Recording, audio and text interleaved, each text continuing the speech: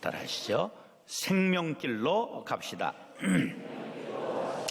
사람들은 큰 것을 좋아합니다. 우리나라 사람들은 특히 작은 나라에 콤플렉스가 있어 그랬는지 아주 큰 걸 좋아합니다. 한강의 다리가 31개 있고 1개가 건설 중에 있기 때문에 32개가 됩니다. 이름을 볼까요? 일산대교, 김포대교, 신행주대교, 방화대교, 가양대교, 성산대교, 양화대교, 서강대교, 마포대교, 원효대교, 노량대교, 한강대교, 동작대교, 반포대교, 겸손하게 잠수교, 한남대교, 동호대교, 성수대교, 영동대교, 청담대교, 잠실대교, 올림픽대교, 천호대교, 광진교, 강동대교, 미사대교, 팔당대교, 월드컵대교 건설 중에 있고, 철도가 잠실철교, 마곡철교, 당산철교, 한강철교 이렇게 써 있는데 대부분의 2개 빼놓고는 전부 대자를 붙이고 있습니다. 겸손한 다리는 몇 개 있다고요? 2개 있습니다. 사람들은 큰 길을 좋아하죠. 대로를 걷기 좋아합니다. 그래서 군자는 대로행이라 그렇게 말했죠. 무슨 뜻이냐 하면 군자는 큰 길을 택해서 간다는 뜻으로 군자는 숨어서 일을 도모하거나 부끄러운 일을 하지 않고 옳고 바르게 행동한다는 뜻입니다.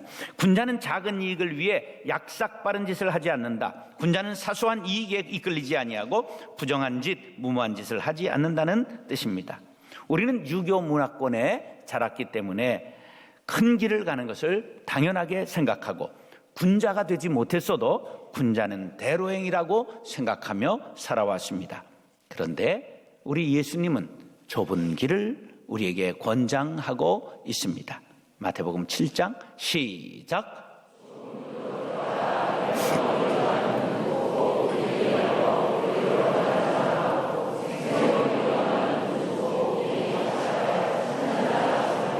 예수님께서 넓은 길을 멸망의 길이라고 말씀하셨습니다. 이 세상에 많은 사람들이 넓은 길로 가다가 멸망으로 끝나게 된다고, 세상 헛된 부귀영화를 모두 내어버리고 구원으로 인도하는 좁은 문으로 들어가라고, 그리하면 영생을 얻게 될 것이라고 말씀하셨습니다. 이 말씀은 대단히 역설적입니다. 좁은 길은 생명길이요 영생으로 들어가는 길입니다. 좁은 길로 가느냐 넓은 길로 가느냐 하는 것은 기호나 습관의 문제가 아니라 영생과 영벌로 갈라지는 길임을 기억하시기 바랍니다. 오늘 본문 24절 시작.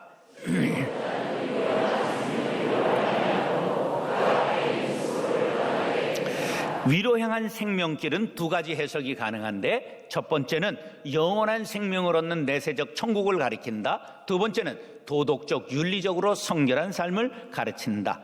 그런데 뒤에 지옥이라고 하는 수월이라는 단어가 나오는 것을 볼 때 그 대꾸로 천국을 가리키고 있는 것을 알 수가 있습니다. 수월이라는 말은 재물이나 명예, 권력과 같이 없어질 것에 소망을 두는 자들이 가게 될 지옥, 음부라고 해석할 수가 있습니다. 우리 그리스도인들의 궁극적 목표는 천국 영생을 누리는 것입니다. 넓은 길로 가고 호화롭게 살고 부귀영화를 누리는 사람들이 볼 때 어리석게 보일지라도 좁은 길, 좁은 문으로 들어가 천국에 들어가는 자가 지혜자입니다. 사랑하는 형제 자매 여러분, 우리 모두 좁은 문, 좁은 길로 가서 영원한 생명을 얻는 지혜자들이 될 수 있기를 예수님의 이름으로 축원합니다. 따라서 넓은 길로 가는 사람의 모습,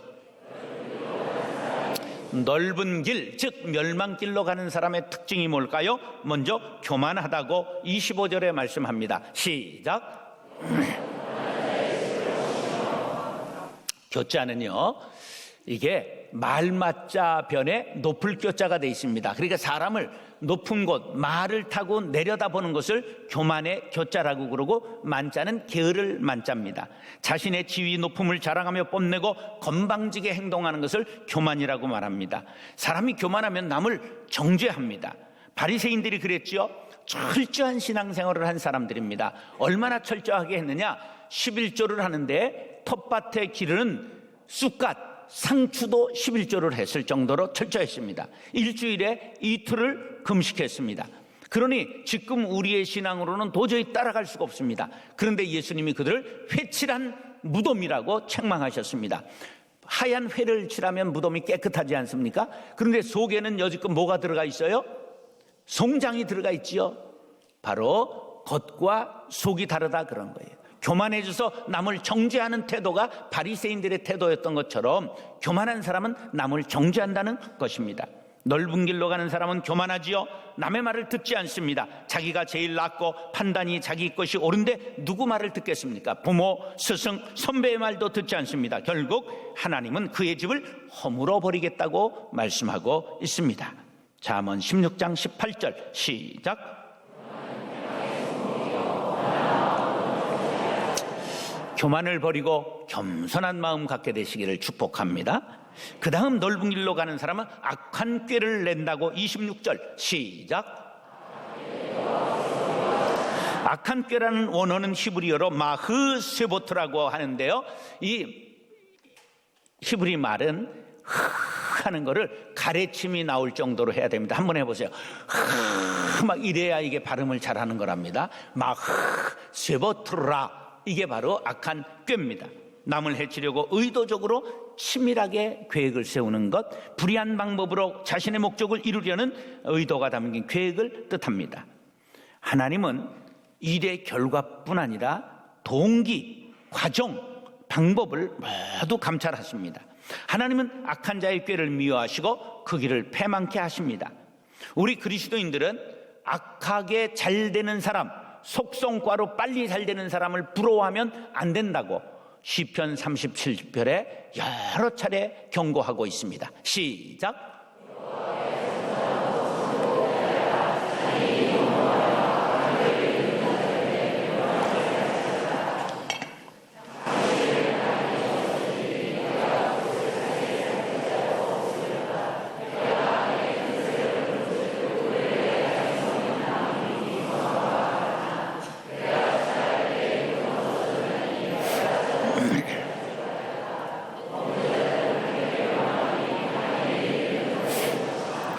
속성과로 잘 되는 사람, 우리 부러워할 필요가 없습니다. 우리 시대에 그냥 갑자기 등장해서 잘 됐던 사람 전부 사라져버렸다는 것을 찾아보시기 바랍니다. 그 다음에 넓은 길로 가는 사람의 특징이 뭐냐면 이익을 탐합니다. 27절 시작. 이것은 관리들을 향한 훈계라고 해석할 수 있습니다. 뇌물을 받을 만큼 높은 위치에 있는 사람들이기 때문입니다. 우리나라에서 법관들이 80%가 전부 서울에서만 근무하기를 원하니까 지방에 발령하기가 어려웠어요. 그래서 2003년 12월부터 지역 법관 제도를 실시했습니다. 수도권 이외 지역의 법원에서 퇴임할 때까지 근무하는 법관을 향판이라고 그럽니다. 그래서 향판, 지역 법관, 지방에서만 근무하는 사람인데요, 자기 퇴직할 때까지 그 한 자리에서만 머물게 하고 이사 다니지 않도록 해서 지원하는 사람들이 생겼습니다. 그런데 문제는 그냥 자기 고향에 있으니까 친인척, 형제 그냥 전부 좋은 이권을 주기 시작해가지고 너무 구속되고 타락한 사람들이 많아지는 바람에 10년 만에 이 일을 작년에 폐지하고 말았습니다. 자기의 지위를 이용해 이익을 챙기면 당장에는 배부르고 잘 살게 되지만 결국은 집안의 명예까지도 실추시키게 되는 것입니다.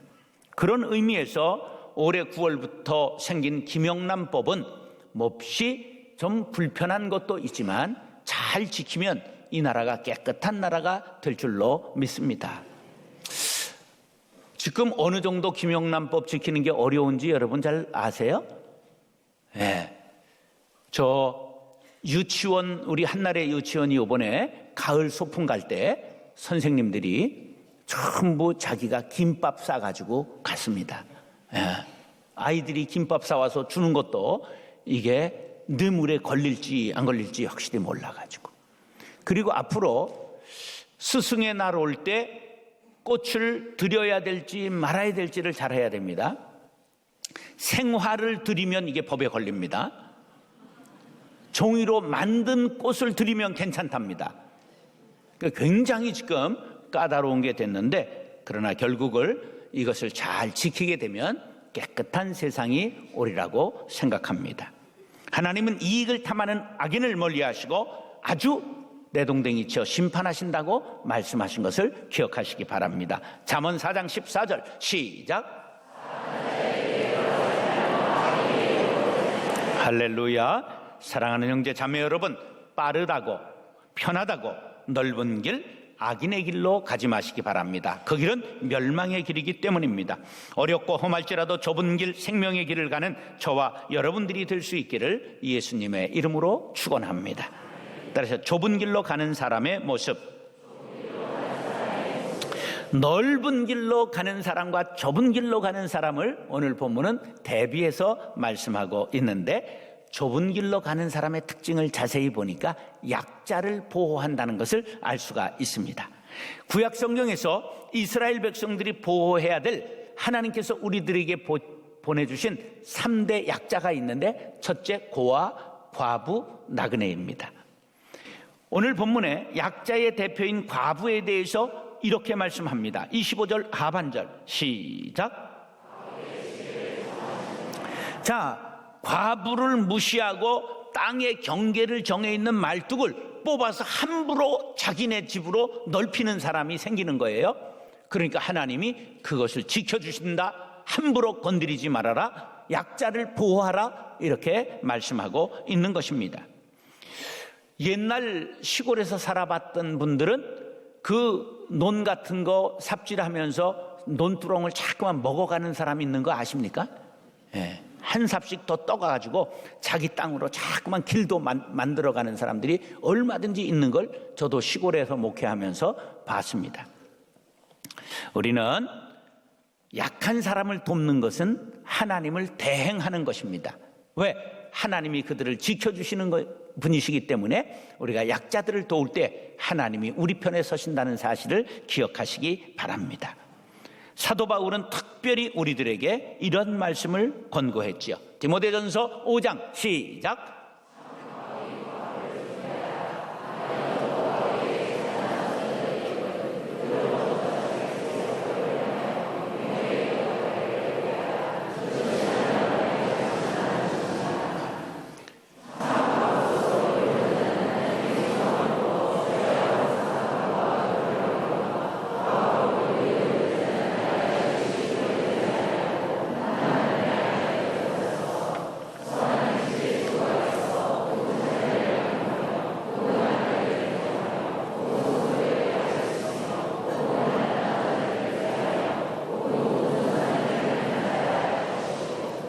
그 다음에 이 세상에 고아가 참 불쌍합니다. 어려서부터 부모를 잃었기 때문에 기댈 곳이 없습니다. 현재 사회에서 고아원이 있어서 이들을 보호하고 교육하지만 옛날에는 이마저도 없었습니다. 제가 언젠가 큰형님한테 전화가 왔어요. 야, 네 동창 광수가 장이동 동장이 돼서 우리 노인잔치 하는데 나타났더라. 그래가지고 전화번호를 주셔서 제가 전화를 했습니다. 야, 광수야, 반갑다. 나 성진이다. 그런데 너 몇 살이냐? 내가 물었어요. 동창한테 몇 살이냐 물은 거는 나이가 수상해서 그런 거예요. 그랬더니 나보다 4살이 많은 거예요. 동창, 초등학교 동창이 고아였다 그런 말이에요. 그런데 고아원에서 원장님이 권사님이었는데 베델 고아원인데 얼마나 잘 돌봤는지 애들이 막 1등하고 피아노 치고 다 그랬어요. 얘가 노래도 잘하고 늘 1등을 했는데 우리보다 머리 하나가 컸어요. 그래가지고 그게 궁금했던 거예요. 전쟁 고아였던 거예요. 전쟁 때 이 북쪽 사람이 아니고 남쪽 사람이었는데 전쟁 때 어머니 가족을 잃어버렸어요. 그런데 그 다음에 내가 두 번째 뭘 물어요. 야, 너 학교 어디 나왔냐? 그랬더니 시립대에 나왔다는 거예요. 야, 너 왜 그거밖에 못 나왔냐? 내가 그랬어요. 왜냐하면 시립대가 나쁘다는 게 아니라 얘가 1등 했었거든요. 1등 했어요. 4대 부중 갔는데 1류 간 거예요. 그러니까 막 서울대 갔을 줄 알았죠. 물론 서울 시립대를 갔으니까 비슷한 데를 간 건데.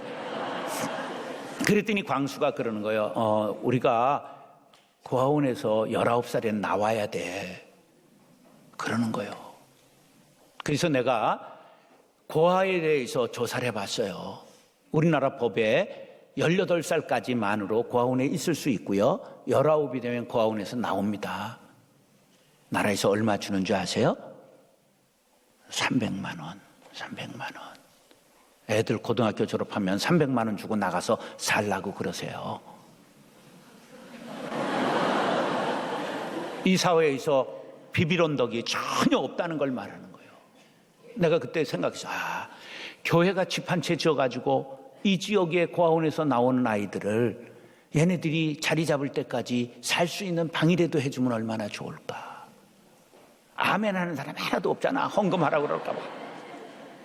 정말 고아 불쌍한 겁니다. 고아가 보이면 따뜻하게 밥 먹여주고 여러분 격려하시기 바랍니다. 그 다음에 나그네를 돌봐야 되는데 이 나그네는 이 시대에 누구냐 하면 외국인 노동자들이에요. 예, 우리나라에 200만 명의 나그네가 들어와 있는데 100명이 노동하고 있는데 100만 원에서 150만 원 사이를 받습니다. 근데 놀라운 것은 우리 교회의 태국 베트남인 아이들이 여기에서 예수 믿고 11조 한다는 놀라운 사실이에요. 피와 같은 돈을. 근데 우리 또 베트남 태국인 예배팀들이 너무 감격스러운 것은 휴가를 내서 자비로 비행기표 끊어가지고 그들을 신방 간다는 놀라운 사실입니다. 고국에 돌아간 애들을 신방 가서 신앙을 가서 돌보고 장려하고 돌아온다는 사실이에요. 매해 여름 겨울에 일을 하고 있습니다. 얼마나 감격스러운 감동적인 이야기인지 모릅니다. 그 외에 우린 장애자를 돌봐야 됩니다. 장애자가 되었다는 건 한쪽이 기울어진 상태에서 출발하는 것과 그 마찬가지죠. 우린 그들을 부축해서 함께 배려하고 함께 동반자로 살아가는 일을 당연시하는 사회가 되어야 됩니다. 우리 교회에 유일하게 부흥하고 있는 부서가 있으니 사랑부라고 하는 발달장애인 부서가 하나님의 은혜로 얼마나 부흥하는지 1부 초등학교, 2부 고등부까지 3부 어른들. 그런데요 지금 부흥해서 4부로 만들어 달라고 해서 야 너무 빠르다 2018년에 해주겠다 그렇게 얘기를 했습니다.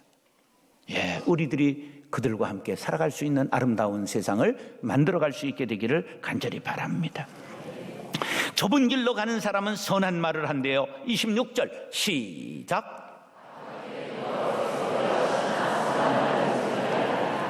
아름다운 이 합당한 말, 생명을 살리는 말이 선한 말이죠. 잠언 25장 11절에 보면 경우에 합당한 말은 아루새긴 은쟁반의 금사라라고 말씀하고 있습니다. 또한 좁은 길로 가는 사람의 특징을 27절은 바르게 살아간답니다. 시작.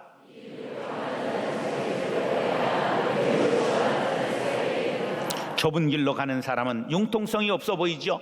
이방원이 정몽주를 이렇게 꼬드깁니다. 이런들 어떠하리 저런들 어떠하리 만수산 드렁치기 얽혀진들 어떠하리 우리도 이같이 얽혀 100년까지 누리리라. 그러자 정몽주가 이 몸이 죽고 100번 고쳐주고 백골이 진토되어 넋이라도 있고 없고 임양한 일편단심이야 가실 줄이 있으랴. 정몽주와 같은 사람은 매우 적지요. 그러나 많고 적음의 판단 기준이 아니라 옳고 그름이 우리의 판단 기준이 되어야 할 것입니다. 그렇게 될 때 하나님께서 우리의 기도에 응답해 주신다고. 29절 시작. 할렐루야. 우리가 늘 이렇게 의인의 길, 좁은 길, 생명길을 걸음으로 기도하는 것마다 응답받게 되기를 간절히 바랍니다. 야고보서 5장 16절 시작.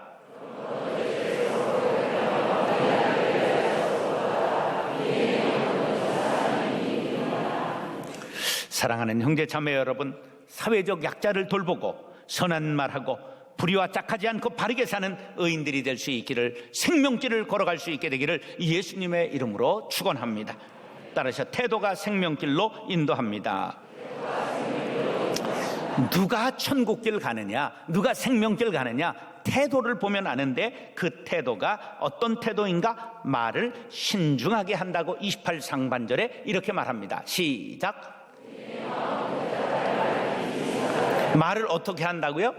깊이 생각한다는 거예요. 꼭 이것을 기억하시기 바랍니다. 첫 번째, 따라 하시죠. 꼭 해야 할 말인가? 지금 해야 할 말인가? 너와 나에게 유익한 말인가? 꼭 지금 너와 나. 자, 지우고 해보겠습니다. 시작.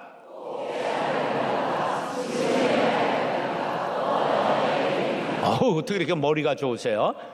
꼭 3, 4, 1은 3번 생각하고 한마디 해서 꼭 이 말을 지킬 수 있길 바랍니다.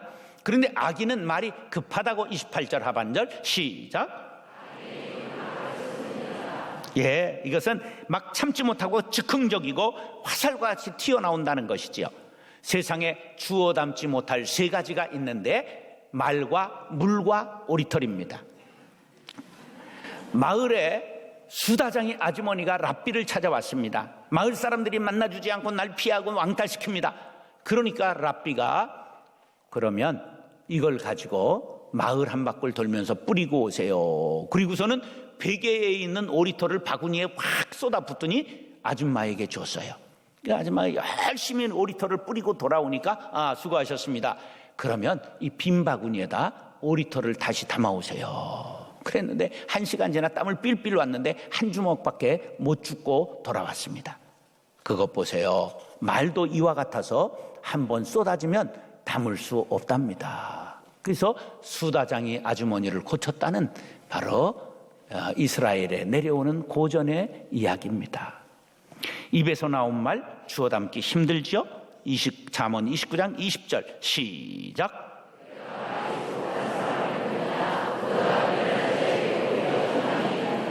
사람이 똑똑한 체하고 말을 하지만 말이 조급하면 큰 실수한다, 그런 말이죠. 그 다음에 말을 깊이 생각하고 듣는 태도가 좋다는 것이죠. 31절 시작. 32절 하반절. 쓴소리 듣기 좋아하는 사람 없어요. 그러나 잘 들으면 지식을 얻고 지혜자가 됩니다. 생명의 경계라는 말씀은 복음을 뜻합니다. 하나님의 말씀인 예수 그리스도를 구주로 영접하는 것이 생명에 이르는 지혜인 것을 믿으시면 아멘 하시기 바랍니다. 그런데 아기는 듣지 않는다고 32절 상반절 시작. 그러나 듣기를 좋아하는 사람은 존귀하게 된다고 33절에 이와 같이 말씀합니다. 시작.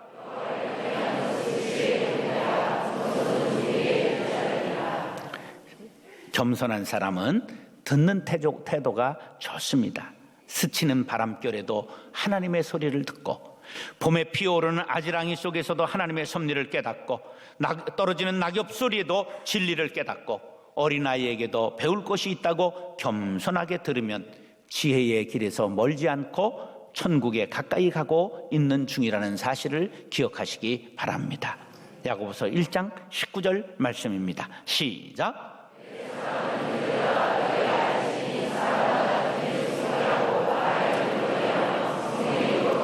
노란 글씨만 다시 한번 시작. 사랑하는 형제 자매 여러분, 말은 신중하게 하시고 듣기를 속히 하는 겸손한 태도를 갖게 되시기를 간절히 바랍니다. 그러면 생명길을 걷게 될 것입니다. 생명의 경계를 겸손하게 받는 지혜자가 되어 생명길, 생명의 문으로 들어가는 저와 여러분들이 될 수 있기를 예수님의 이름으로 축원합니다.